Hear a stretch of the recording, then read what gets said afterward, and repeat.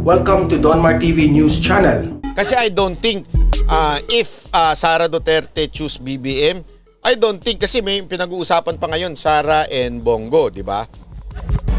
I don't think pag pinili ni Mayor Sara si BBM, itatakbong Vice President si Bongo. I don't think. Okay? So, pwedeng if magiging tandem ni Sara and BBM, ayan, ako, talagang ikakampanya pa rin natin yan. Ngunit dapat subalit! Kala nyo, that's it?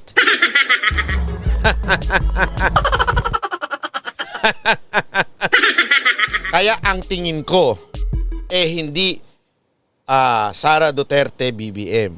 Kaya ang tingin ko, Sara Duterte and Duterte. Alam nyo kung bakit? Alam nyo kung bakit? E-explain ko sa inyo. Number 1. Panoorin ho natin ito para malaman ninyo. Itinutulak ng partidong PDP Laban na tumakbo si Pangulong Duterte sa pagka-vice-presidente sa eleksyon 2022. Binibigyan din siya ng kalayaang pumili ng kanyang magiging Pangulo. Nako! Ito na. Kung maaalala ninyo, di ba? Si Pacquiao, kinontra yung meeting na yan na ginawa ni Sec Cusi. Si Sec Cusi, secretary ng DOE, Department of Energy, ang may energy sa ating may hawak ng mga energy. At yan ho'y malapit sa Pangulong Duterte. Yan ho'y vice, di ba? Chairman ng PDP naman. Ngayon, ilang beses sila nagbanggaan ni Pacquiao. This is the second time nagbanggaan sila. Una, yung in-endorse ni Sec Cusi na si Pangulong Duterte mag-Vice President. Yun ay pinupush ng PDP. Kinontra yun ni Pacquiao. Anyari. May second. Etong round 2. Nagpatawag uli ng meeting o conference. Etong si Sec Cusi. Anyari. Kinontra uli ni Pacquiao. Wala kang karapatan! May pag-ganon si Pacquiao na nalalaman. Aba, ang lupit. Talagang lahat, todo force, pati yun si, lahat sila. Basta lahat ng mga kaalyado ni Pacquiao. Yung balalay niya si Ron Monsaya. Talagang hindi pwede yan! Dapat dumaan sa amin yan! Nung sinabi ni Roque na napanood yung video ko siguro. Panoorin nyo na lang. Explain ko doon ng matindi. Yung sabi ni Roque, oy! Si Pangulong Duterte mismo nagpatawag dyan! Nung pinatawag niya yun, ibig sabihin, basahin nyo na lang na maigi pinupush na Vice President si Pangulong Duterte. Tumakbo. Pinigilan ni Pacquiao. Ano sabi ni Pangulong Duterte? I-push na yung conference na yan. Basa na lang, basa. Pagkatapos na ipinush yun, anyari. Panoorin nyo. Nangyari yan sa National Council meeting na natuloy kahit tinutulan ng presidente ng partido na si Senador Manny Pacquiao. Nakatutok si Sandra Aguinaldo. Ang matagal ng usap-usapan ginawang formal ng ruling party na PDP Laban. Kanina sa National Council meeting ng partido na ginawa sa Cebu, inadopt ang resolusyon para himukin si Pangulong Duterte na So sa madaling salita, yung pinipigilan na resolusyon ni Pacquiao, sino ang nagpatuloy at sinabing, hoy, panawagan ko yan. Ako nagpatawag dyan. Sino? Si Pangulong Duterte. Ano yung resolution na natapos ngayon?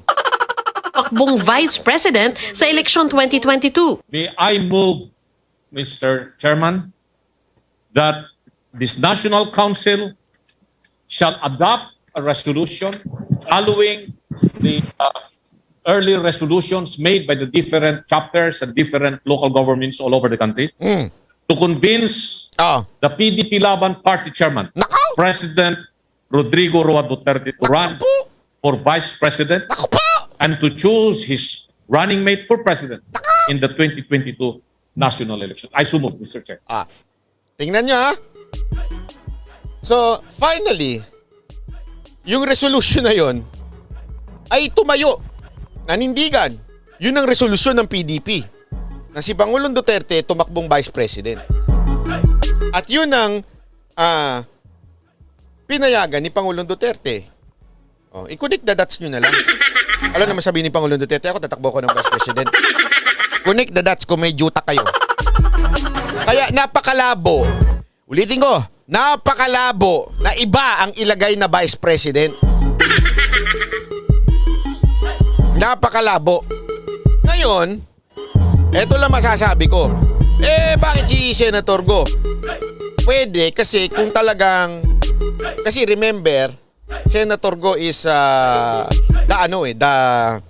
masasabi nating yan yung ni presidente, di ba? Kung sino si presidente, yun si Senator Go. Yun eh. So isa lang yan eh. Ha? Parang father and son yan. Isa lang yan. Okay? Ngayon, eto lang masasabi ko dyan. Bakit hindi pwedeng piliin na lang si Senator Go? Kasi siyempre tinitingnan din ho ng team yung winnability. So para talagang sabihin na nating shoot sa banga, landslide. Alam niyo yung landslide?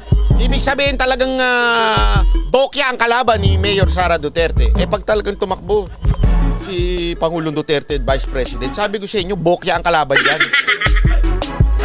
Ngayon, ano pang isang pruweba na posible yan? Tanong niyo sa mga taga-Davao. Tanongin ninyo mga taga-Davao. Diba? Dati gayaan din. Diba? Dati gayaan din sa Davao. Ang mayor, si Pangulong Duterte, tapos matatapos na yung kanyang term, tumakbo si kanyang anak, Mayor Sara Duterte. Tapos sabi niya, mag-vice mayor ka na lang. Ayaw, di ba? Pero sino naging vice mayor? Kaya nga sabi ko sa inyo, kung marunong lang tayong mag-gisip-gisip, mag-gisip-gisip na matindi, alam na this. Pero kung ambisyoso kayo, mga ambisyoso, gawin nyo na yung mga gusto ninyong yung mga gusto ninyong tandem. Di ba? Gagalit. Tinan mo, nagagalit yung isa. Sabi niya, Shamara.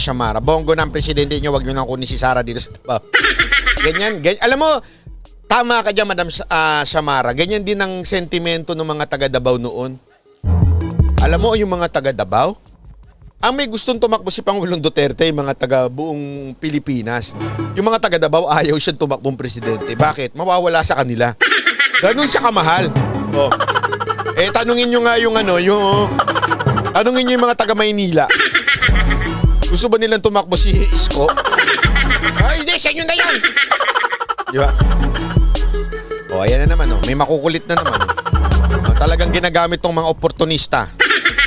Etong mga oportunistang mga ambisyoso na talagang ginagamit si Mayor Sara Duterte para umangat sila. Wag nang ganon.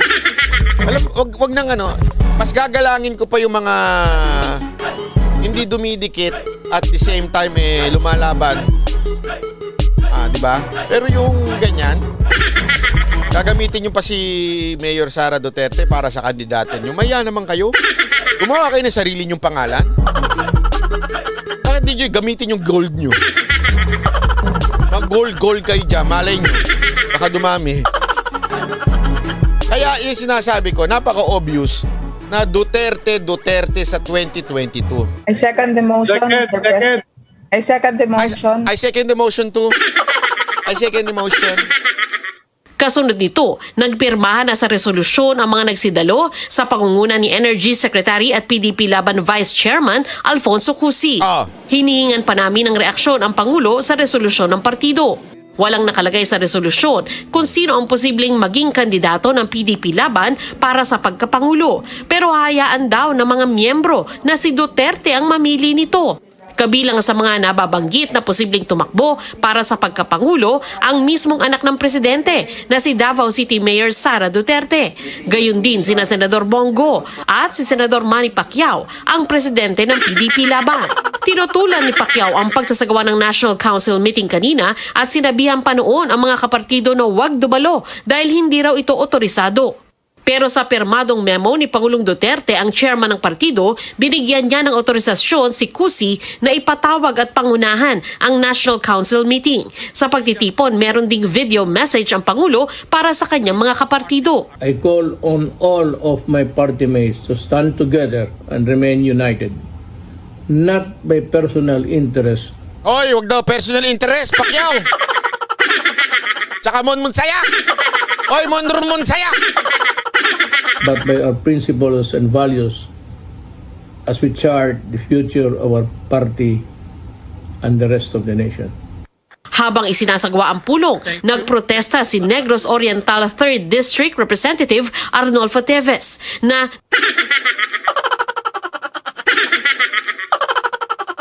nagpakilalang Secretary General ng partido at hiniling na itigil ang meeting. Grabe, hindi ko kinaya ito. Promise, hindi ko kinaya. Ayoko na mag-comment. Feel very disappointed.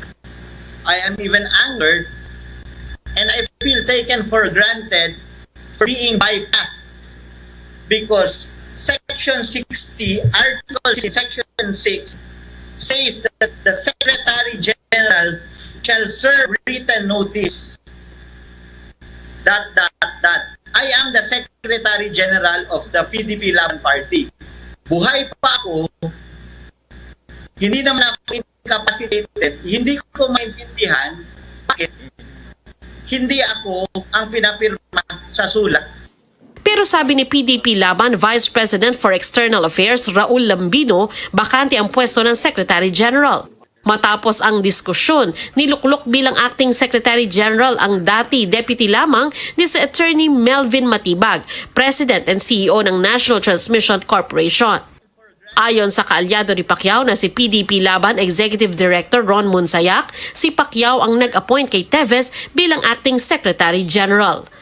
Ang tila lamat sa loob ng partido unang nakita noong Marso nang paikuti ng isang resolusyon na humihiling sa pagtakbo ni Pangulong Duterte bilang Vice President sa 2022. Pero sinabi ni Pacquiao noon, hindi ito otorisado dahilan umano para sumama ang loob ng ilang kapartido.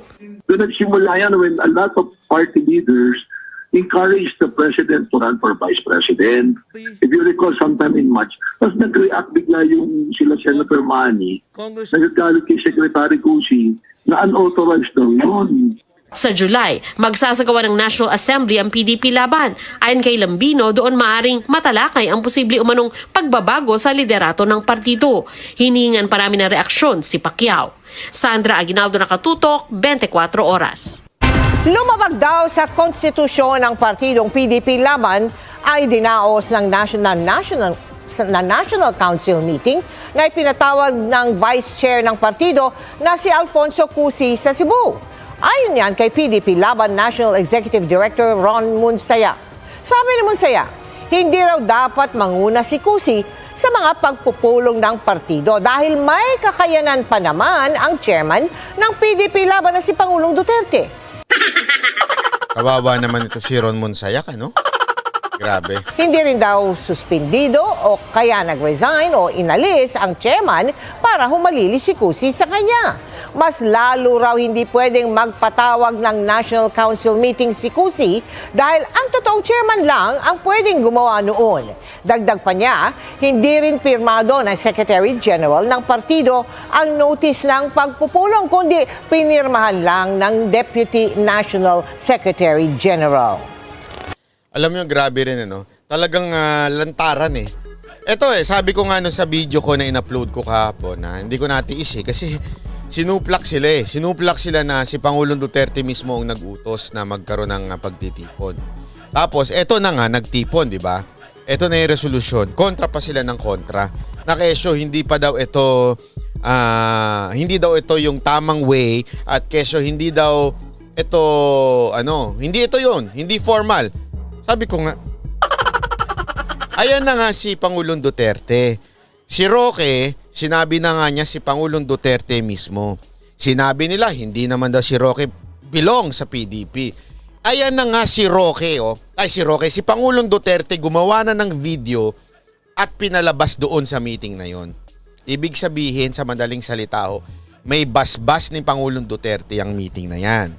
Pangalawa ibig sabihin nun, talaga sinusuplak na ho kayo nila Manny Pacquiao at kayong Ron Monsayak, lahat kayo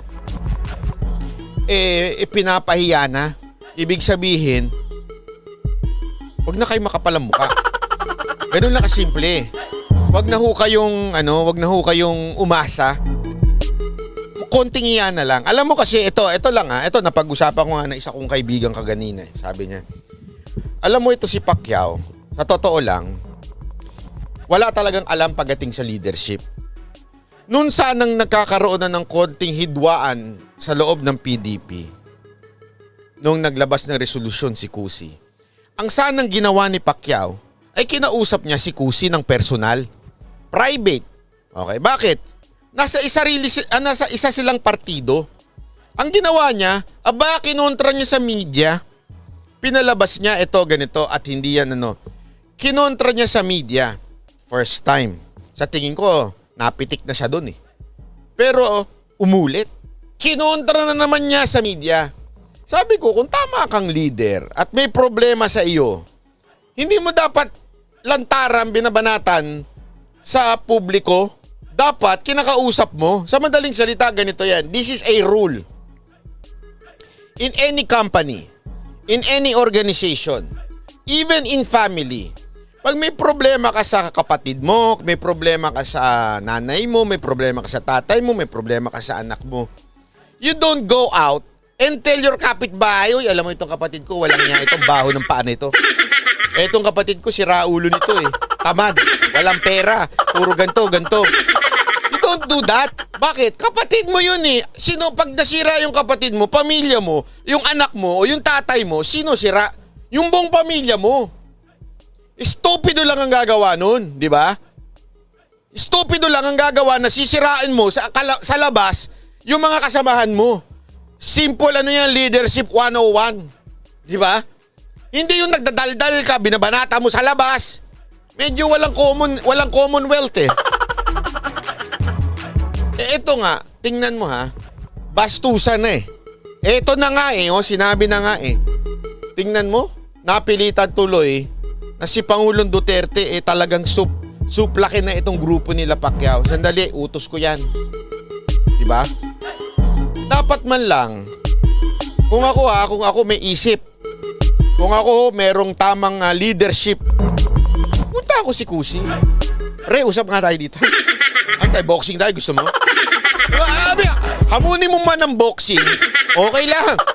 At least kayong dalawa lang, hindi lumalabas. O hamunin mo man ng ano ba talaga problema mo sa akin? Bakit baka gumagawa ka ng sarili mong plano? Ganun, di ba? Tama, mali. Bakit ka lalabas? Di pwede yan, walang ganyan.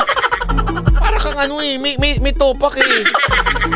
Hindi ho talaga maganda yun. Di ba? Napaka-common yun eh. Napakasimpleng, kahit sa kahit sabi ko nga sa inyo, kahit sa grupo-grupo yan. Sanay na ho ako dyan kasi sa mga girl group. Lagi, alam mo pa naman ng mga babae, di ba? Ang mga babae pa naman. Lagi, di ba sabi nga nila, mga babae, may catfight yan. Ano yun, lagi na lang sila nag-aaway. Ewan ko ba bakit mga babae nagkikiskisan lagi. Pero ang lagi kong rule sa kanila, lagi kong kabilin-bilinan, ayokong lalabas yan. Yang may away kayo sa isa't isa sa loob, meron kayong mga differences. Pag-usapan ninyo. Kayo magsalpakan kayo dyan, magtalpak-talpakan kayo, magsabunutan kayo. Pero huwag nyo ilalabas. Kasi pag nilabas nyo yan, sasabihin, grabe naman yung mukha, guys. Nagsisiraan isa't isa. Sino ho ang mukhang tanga doon? Hindi lang yung siniraan mo, pati ikaw siraan na ulo mo. So ganun lang kasimple ho yun. Diba? Grupo mo yan eh. Ibig sabihin, isa kayong grupo, ba't di kayo nag-usap? Nagpaanuhan kayo, nagpaandaran kayo sa media. Alam mo, kaya ang ganda rin eh. Sa totoo lang ang ganda rin ng response ni Cusi. Si Cusi, napaka-professional ng response niya. Hindi siya yung walang kwenta si Pacquiao. Wala kami pakialam niya kay Pacquiao. Walang ganun. Basta siya, sinabi niya, we are focused on fixing the direction, ganyan-ganyan, blah, blah, blah. Diba? So, yun lang ang sa akin. So, sabi ko nga medyo na lang, common sense na lang ho ito. Diba?